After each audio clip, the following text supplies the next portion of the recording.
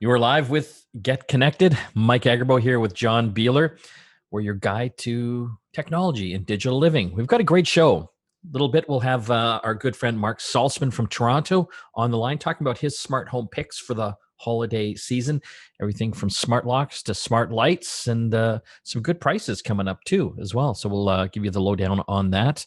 And we're going to be talking about our first impressions of the new Roku Streambar. This is a soundbar and smart TV device all built into one. We're actually giving one away this month on our website, getconnectedmedia.com. Hit the newsletter tab. Anyway, we've had a chance to actually try this thing out now, and we will give you our real opinion on this.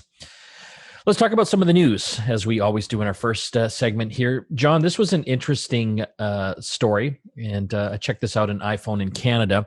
An Ontario woman is subject to U.S. law in a legal battle over her late husband's Apple account.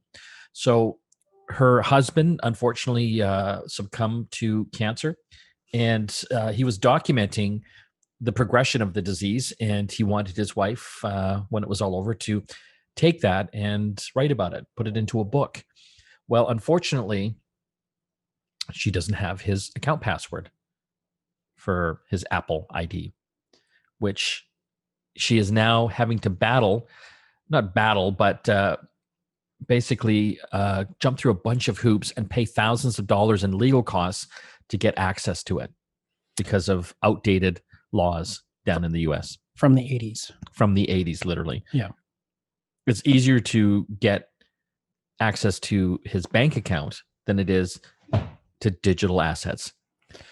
Well, and this is something we've talked about on the show before with our friends from the Digital Legacy Plan. Yeah, which is a great ebook. Yeah, Angela Crocker and Vicki McLeod. How important it is to have all of that information, your account passwords and your user IDs, so that your loved ones or whomever's taking care of your situation, should you pass on, has that in advance and can better protect themselves when the time comes.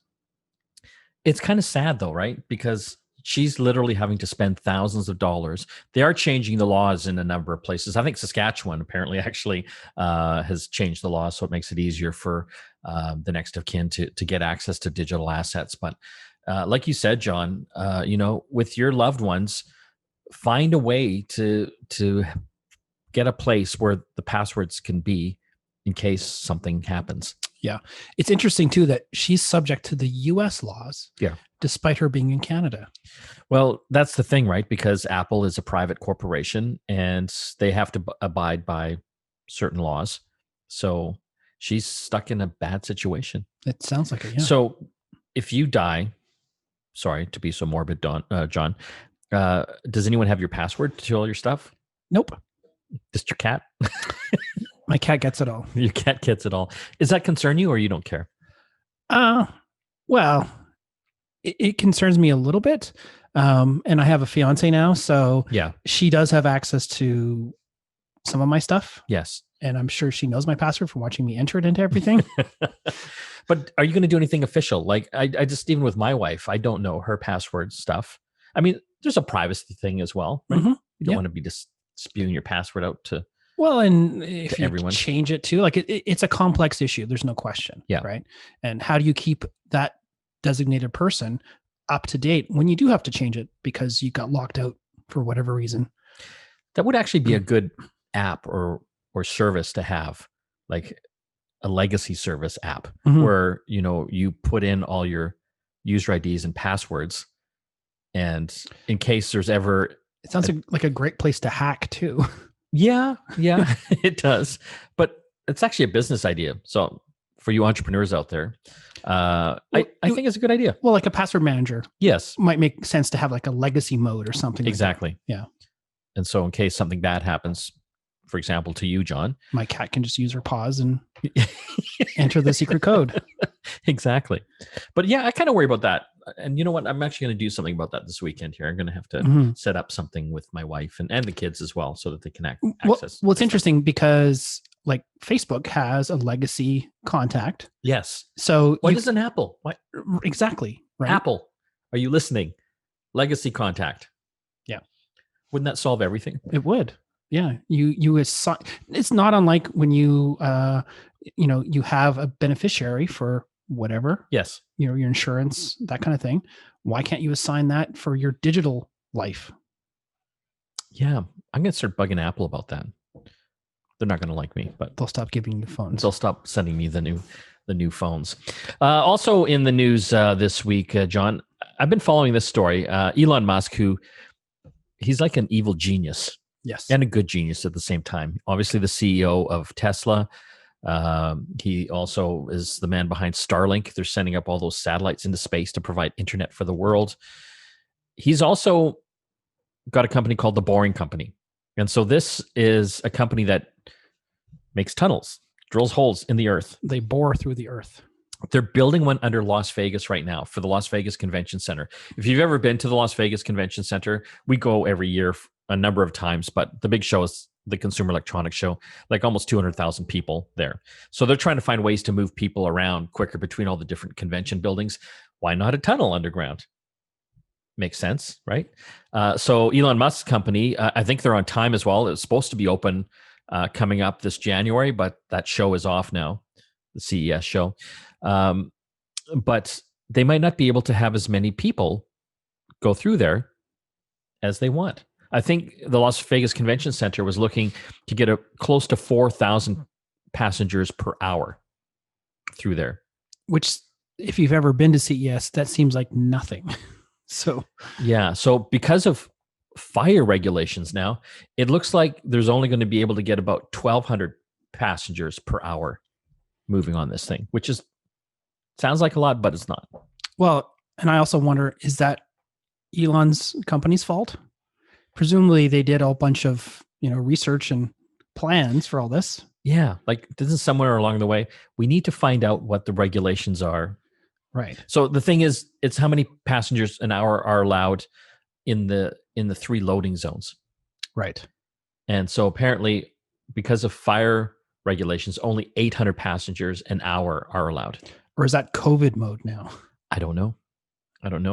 But Elon Musk's dream is to build these tunnels in congested areas and cities to alleviate traffic for the surface dwellers. This reminds me of have you seen the subways in Brave New World? Yes. Yeah, those are pretty cool. Yeah. Another quick story, John. We're excited about this. DJI, they make the drones, one of the biggest drone manufacturers out there. They're also heavy into the portable cameras and gimbals. They've got something called the DJI Pocket that we've used on our trips. This tiny little camera that fits in your hand.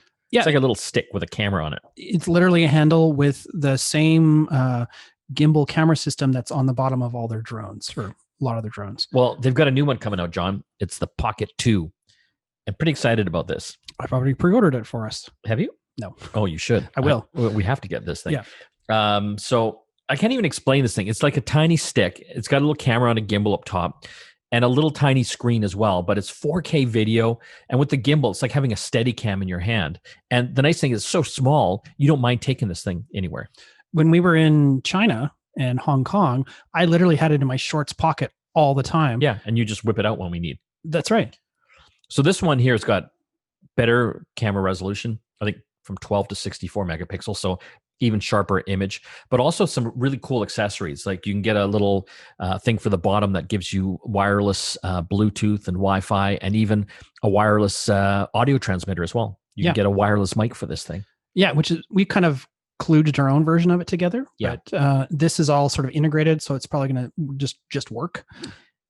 I would pay $1,000 for this thing. Don't tell DJI that. No, but $350 Canadian? Well, $350 US for the base unit, and then the creator bundle, as they call it, is $499 US. So probably about $600. Okay, it's getting up there. So yeah, with tax, you'll be pretty close to your. Anyway, we'll keep our eye open for that, and we're going to get one in to test out and let you know how that is.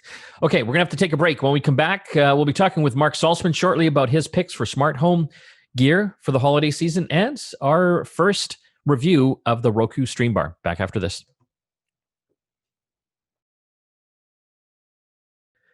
You're back with Get Connected. Mike Agerbo here with John Beeler.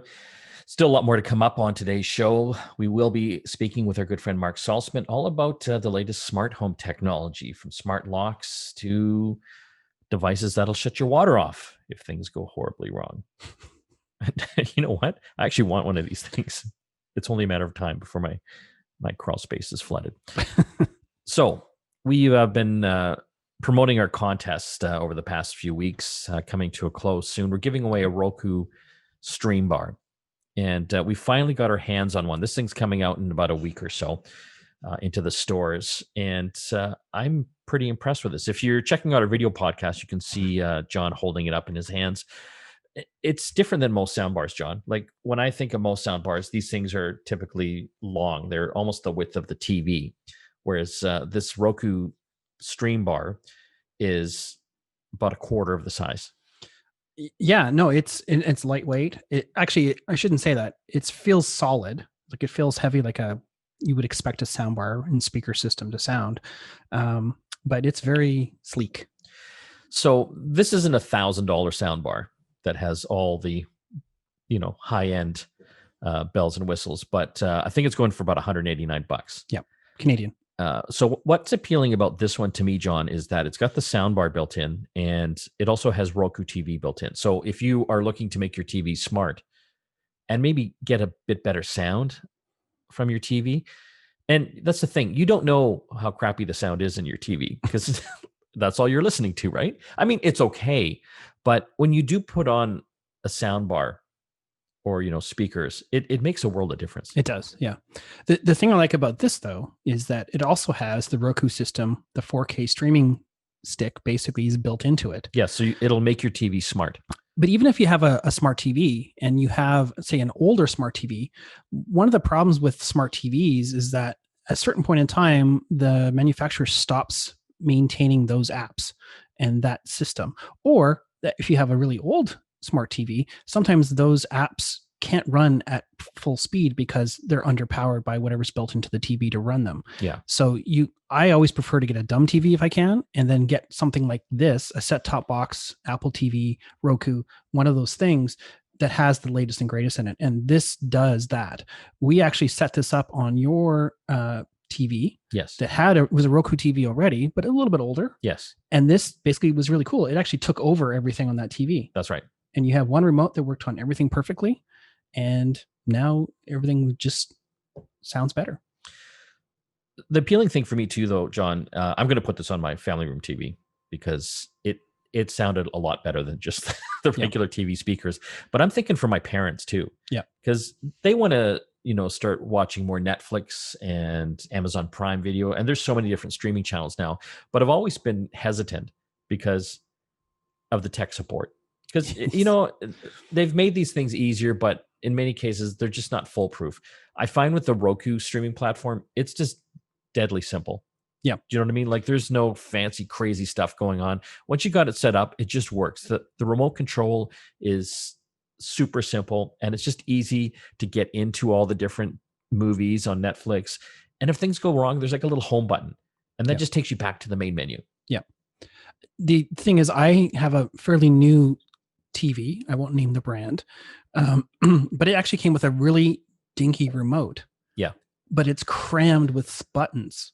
So it's very difficult to just pick up the remote and just like turn on the TV. The thing I like about the Roku remotes is that it's very simplistic. Yeah. Because everything is handled on the screen. Yes. But we set this up in a couple of minutes. We had more trouble entering your password for your Wi-Fi than anything. Well, that's the thing. Yeah. It does have to be connected to a network, right? So you do have to have some decent Wi-Fi in your house. And we should point out, this does not have an Ethernet port. No. It asked if we wanted to set it up via wired, but there's no Ethernet port on the back. Although there is a USB port, which makes me wonder if you can actually plug in one of those USB to Ethernet adapters. Yeah. Perhaps. So a few other features and we tried them. You can enhance the voice. Well, I was thinking about your parents too, and even us. I mean, we're not spring chickens. Yeah. I'm feeling it now. But we set this up and we played Star Wars, Force Awakens. Lots of explosions, lots of things, lots of robots, lots of robots, lots of droids. And we turned on the speech clarity option, and it did sound better. So what it does is it actually enhances the voices so that you can hear what people are saying better. Yeah. over top of explosions and Yeah. lightsabers. Hey, don't get me wrong. I love explosions and car chases as much as the next guy, but Yeah. I like to hear what's going on as well. But overall, John, I'm pretty impressed. So this thing can kind of sit underneath your TV, like on the cabinet, or you can get a mounting bracket to mount it right on the TV as well. I also like that this came with all the cables you need. Yes. You get an HDMI, you get a optical cable, you get a remote, you get batteries for the remote. And what else did we get in the box? I think that's it, isn't it? I think so. Yeah. The power adapter. Yeah. So there's only two cords you have to worry about, just the power. Yeah. And the HDMI. That's the cable that goes into the back of the TV. But overall, I'm pretty impressed. For $189, you get a great portable little sound bar it'll fit on any TV. Yeah. Do you know what I mean? You don't have to worry whether it's a big TV or a small TV, and it fills the room with sound. Well, I'm curious to see how this is going to work on my bedroom TV. Yeah. Because it's a smaller TV, but this is a nice smaller soundbar, but it should fill the room very nicely. And like you said, you can literally attach this to just about any TV or put it on a shelf or a mantle or whatever you have. Overall, your thoughts? Impressed? Yeah. Very good so far. Yeah. I mean, I'll fully reserve my judgment till I try it in my house. Yeah. With my content, and so we'll see. But and your cat. Yeah, my cat will probably want to lay on it. Anyway, that's our review for the Roku Streambar. We are giving one away. Yep. So if you want a chance to enter that contest, all you have to do is go to getconnectedmedia.com and hit the newsletter tab. There's all the instructions up there on what you need to do to enter. And the great thing is, once you've entered, you only have to do it once, and you're entered in for all the contests this year. And we're not spamming you. We send you one newsletter a week telling you what's going to be on our shows. Yes. And that's it. We don't charge for anything. We get a lot of emails about people like, is this your doing? Like some spam someone got. Nope, we don't spam you. We send you one newsletter a week. So as long as you're subscribed, you're entered into all the contests that we have. It's so simple. Yes. And you know what? I mean, we're giving away thousands of dollars of prizes. So definitely something to check out. Okay. A lot more to talk about on today's program. We've got Marc Saltzman coming up shortly here. He'll be talking about his picks for smart home gear for holiday season. You probably know some techie people in your life. There's a lot of cool things, everything from smart locks to smart printers and also smart lights. So we'll go through all of that. Listening to Get Connected. We'll be back after this. You're back with Get Connected. Mike and John here. Don't forget to enter the contest, giving away that Roku Streambar that we talked all about. This thing is glorious. A soundbar and a smart TV stick all built into one. Hit our website, getconnectedmedia.com, and the newsletter tab. All the instructions are there. Let's start talking about smart home technology for the holiday season. That's going to be a big gift item, I think, for a lot of folks out there. We've got one of our friends, our tech friends out of Toronto, Marc Saltzman. Thanks for joining us, Marc. Thanks for having me, guys. Nice to see you. It looks like we're both donning the blue plaid today, Mike. Yes, even for more those who are watching instead of listening. Yeah, even more reason for people to check out the video podcast. There you go. Handsome hey, John. Nice to see you as well. You too, Mark. Handsome tech nerds. Marc, you obviously get to try out a lot of this gear as well. So wanted to get your thoughts on some of your picks coming up for things like Black Friday and the holiday season. Yeah. What do you got on your list? Sure. So look, let's first face facts here that 2020 has been a hell of a year. We're spending a lot more time at home. And so I've noticed that if my email is any indication, that a lot of Canadians want to they want to amp up their smart home game by adding things like convenience and more automation and control and cost savings and security and all that. So I thought I would share a half dozen or so of ones that did catch my eye. One I know that you've chatted about on your shows before, and that's the Schlage Encode Smart Wi-Fi Deadbolt. So we'll start out of the house, if you will. So this is for your front door or your back door, if you like. And it adds security and convenience. So there's several ways now to get into your home. So once you replace your existing deadbolt with this, you can use, if you forgot your key or your kids forgot their key, they can use an app on a smartphone to unlock the door. It is a Wi-Fi deadbolt, as I mentioned. You can use a PIN, like a code, because there is a touch-enabled numeric keypad. You can use your voice. If you're inside the house and you see your friend walking up the steps or your kid, you can just say something like, Alexa, unlock the front door. That kind of a thing. Or what I really like is the ability to email or text somebody a temporary code, like a virtual key. So you have a housekeeper that comes on Saturdays or a babysitter, you can send them a temporary code instead of having to make sure someone was home to unlock the door or give them a physical key, which you may not want to do. And I like on the app, you can see when people have come and gone as well. Like you see all the timestamps on every time the door's been enabled. So for all those reasons, I like this product. And it's called Schlage Encode Smart Wi-Fi Deadbolt, and it's $349. With this one, Mark, does it know when you come home? Will it automatically unlock for you? This one does not, unless there are some other models that are more Bluetooth enabled. So if you have, an identifier on you, like a phone or a smartwatch, or sometimes you can set it up to have two things that recognize you, it will let you in, kind of like having a password and having a two-factor authentication, if you will. So you could, for some of these other products, you can, but with this one, it's a lot easier to use, I would say, and it doesn't rely on Bluetooth. It's Wi-Fi, and I really like sort of the simplicity with this one. I do like the fact that it has the keypad on the front as well, so that you can just type that in. Because I was early into the smart lock game. I got the August lock on my front door. Which isn't a deadbolt. That goes onto the back of your existing deadbolt. Yes. But the problem was everyone had to have the app or a key. And so eventually I had to purchase the separate keypad option. So, you know what I mean? By the time this stores 100 different codes. So you won't have an issue with this one. Yeah, I love the sound of that. Let's talk about water. Especially in Canada here, we have some pretty cold winters. You've got something from Moen. Right. Well, from coast to coast to coast, one of the most common home insurance claims is tied to water damage. So any tech that can help to minimize that is great. And water sensors aren't new. They're usually very specific to a location.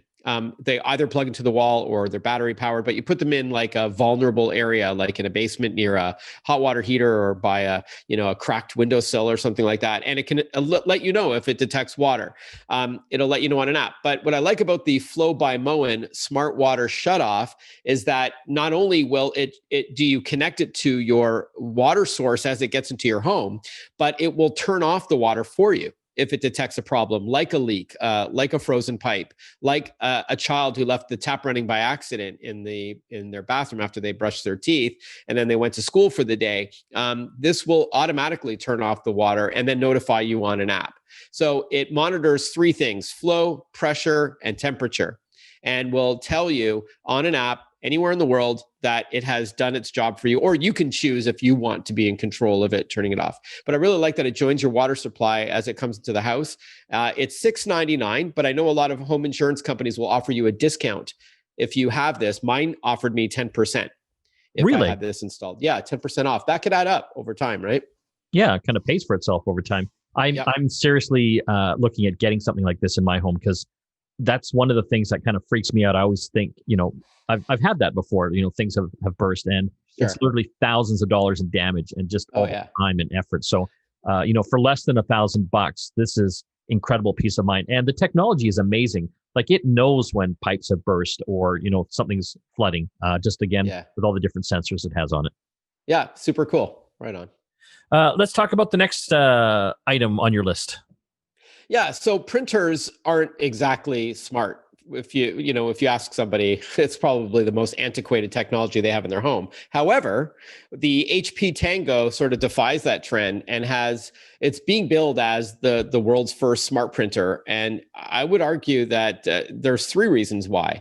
One is that you can print from anywhere. So you could be walking downtown in Vancouver, you see something you want to take a picture of, snap a pic of it on your phone or on your iPad or whatever, and it prints back at home. Or if you gift this to your mom or your granddad and you want to take pictures of the kids or the grandkids, you can take a picture and instantly it prints wherever they are. wherever the printer is. Secondly, when you're at home, and if you have a smart speaker, like I was talking about with the Schlag keypad there, if you have a smart speaker, you can use your voice to print as well, just as you can unlock your front door. So you can say something like print coloring pages or print worksheets, that kind of thing. And then and third is that it works with the HP Instant Ink service, which I know you're well aware of. And so when it detects it's running low on ink, it'll automatically order more to your door. So for those three reasons, the HP Tango is pretty cool, because let's face it, printers aren't the coolest or, most exciting piece of technology. But, I really like the three things that this one does in particular. And it's $179 for the HP Tango. We're talking with Marc Saltzman about his smart home picks for the holiday season. We're going to get a few more out of him when we come back from the break. You're listening to Get Connected. Back after this. You're back with Get Connected. Mike and John here. We've been talking about smart home technology. The wonderful thing about smart home technology, it's just gotten so much better over the years, and pretty well anyone can get this stuff up and going in their home. To talk about some of the cool stuff that's coming out and that's already out here for the holiday season, we got our good friend Marc Saltzman. Thanks again for joining us, Marc. Pleasure's all mine, guys. Thanks. Let's continue the countdown. What's next on your smart home gear guide? Well, just like you were saying, Mike, that smart home tech is becoming really popular, not just because it's easier to use, but because it's getting less expensive. This next item that I wanted to chat about is called the Wiz Connected smart lights. So with Wiz, these are smart lights. You can get them in colors, 16 million colors. And it comes in either an A19 bulb, it's called the Wiz Focus A19 color bulb, or the Wiz LED strip, but you don't need any additional hardware, unlike some other smart lights out there where you need a bridge or something else. This just joins your Wi-Fi, and they start at $20 for the LED light strip. So you put this around your home, and then you install the app, and now you've got different ways to control the lights. You can use your voice if you have a smart speaker. You can sense a trend here, eh? That's like the fourth product that we've chatted about. An app. You can use an optional remote. It's not included, but you can pick a Wiz remote up. And then, of course, because it's smart lights, you can also set timers and schedules to further save more money, because, first of all, they're LEDs, so they sip rather than gulp electricity, unlike incandescent or fluorescent bulbs. But you can also set timers for them to go off at certain times of the day or on schedules. So every time it gets dark, or if you're away, you're on vacation, you want to imply that you're home, you can have the lights turn on and off. So again, prices start at $20 for the Wiz Connected smart lights. And they're made by the Philips folks. So, most people are familiar with that name. Yeah, that's right. Signify is the parent company. And the Philips Hue bulbs are awesome as well. But I just like the ease of use with the Wiz Connected, and the starting point is very attractive. Smart home tech actually is enjoying year over year double-digit growth, which is, you can't say that for a lot of other tech categories. Let's talk about the next thing on your list there. This one's kind of, I guess you could use it home or out in the go. Yeah, so it's a SureCall cellular signal booster. The company's called SureCall. So it's great for using it at home or at a cottage or a cabin or a summer home. I know depending on the province that you're listening to this in, the name varies, but let's just call it your summer home. So if you're trying to work from home and you've got lousy cell phone reception, it can be embarrassing if you've got missed calls or dropped calls. So a cellular booster was a really popular pick this year for obvious reasons. So this company called SureCall has a few different models. I really like this one here called the Fusion 4 Home because it's super powerful. It's billed as the most powerful cellular booster in the country. You get both the booster, which is inside of your home, as well as the directional antenna for outside of your home. They're connected. They can cover up to 5,000 square feet, so even larger properties. It doesn't matter who your carrier is. It doesn't matter the phone you're using. It works with hotspots as well. And it covers calls, text, and data. So however you like to use your phone, and regardless of the provider you're with, a cellular booster may do the trick if you're having reception issues. They also have models for the car, but I'm thinking about all the millions of Canadians now working from home. You want good signal strength. So this is $649 for the Fusion for Home, and that's from SureCall. And this actually works, because I've seen a lot of these cell phone boosters in the past, but we've had a chance to try stuff from these guys before, and it does seem to work. Yeah, SureCall is one of the better ones. I know what you mean. I used to do some work with the Source, as you know, and there was a lot of different lines that were carried by that chain of tech stores, and they over time started to not restock the ones that weren't working well based on consumer feedback. So yeah, these guys SureCall are one of the better ones. They're not the cheapest ones. $649 is not the cheapest cellular signal booster on the market, but it really does work well. The trick is that directional antenna outside. You've got to point it in the right direction, and then you're good to go. Then it's super, super powerful. And just for clarification, Mark, this won't give you 5G or 4G if you have no cell service at your cabin or what have you, right? Like this will just sort of get you back on the network, and or is it really that much better? Yeah, so great question, John. So yeah, it's first of all, this particular model is only up to 4G, but it's tied to what your cell phone provider is offering. So that's where the limitation is. This does not support 5G, this particular model, even if there is 5G in your area. But they will have 5G devices for data, for wireless data transfer up and downloads. But this is limited to what you've got with your cell provider. And it also works with hotspots, not just phones, but those little discs and ones that you might plug into the wall, which is basically uses Wi-Fi and then hands it over to cellular. But yeah, no, it's not going to bump up your speeds if you don't have 4G in your area. It'll just strengthen what you already have so that you won't have dropped calls and missed calls, and you're going to get every text and everything. Mark, we got a couple of minutes left here. Let's talk about cybersecurity. Obviously, as we get more smart with our homes, hackers are also trying to access our computers in our houses. Yeah, without question. And what better time than Cybersecurity Awareness Month? October is a great month to just reintroduce the discussion. It's one of those things that we roll our eyes at. We know we need to protect our devices, but not a lot of us do it. As long as you've got good cybersecurity software, and you don't have to break the bank for it, I'll give you a recommendation in a moment, that you change your passwords on a regular basis and do not use the same passwords for everything, because once one company is breached, now the bad guys have the keys to the kingdom, so to speak.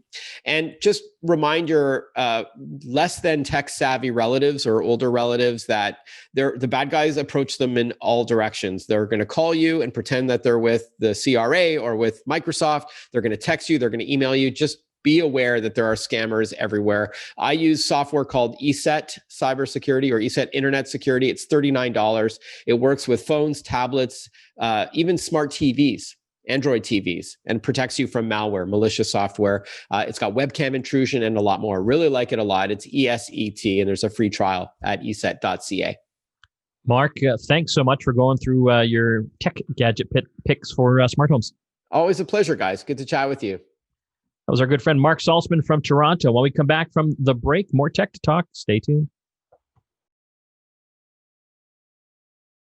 You're back with Get Connected. Mike and John here. Don't forget to hit the contest page, getconnectedmedia.com, giving away a Roku Streambar. Hit the newsletter tab, and all the instructions are there on how to enter. I want to give a quick preview of the upcoming app show, either tomorrow or right after this, depending what city you're in. We're going to be giving our first impressions of the iPhone 12, a little more in depth. We've had a chance to actually try these new puppies out, and I guess maybe a sneak peek, John. I think I like them. I love the new design. It's got kind of the iPhone 5 shape, with the rectangular edges. I don't feel like I'm going to drop it. No. They've got better screens, so it's 4 times more drop proof. They can't even call it glass anymore, apparently. They're not allowed to. No, because it's not glass. It's mixed in with some ceramics or a ceramic shield. Also, they've got the MagSafe feature now. So there's magnets on the back of the actual unit. So it'll actually snap onto the wireless chargers, and they've got all sorts of new accessories coming out for it as well. But your thoughts, first impressions, John? I love the form factor. I love the sort of the iteration and evolution of the charging system. Yeah. I still kind of wish they went to USB-C. Yes, not the lightning connector. Yeah. But that would piss off everyone. Perhaps. We're not even going to give you cable anymore. No. There's no headphones or charger in the box. But you'll get our full first impression review again if you tune into the app show And that's either on Sunday or right after this, depending what city you're in. I want to thank everyone that helps put the show together, including John and Christina. And John is the co-host, and the rest of the team, Stephen and Graham and AJ. We'll see you again next time. Don't forget to like and subscribe to our YouTube page. And you know that little bell icon? Hit that and you'll be notified every time we post a new video. And comment. The more comments and the more likes and subscriptions we get, the more videos we can make.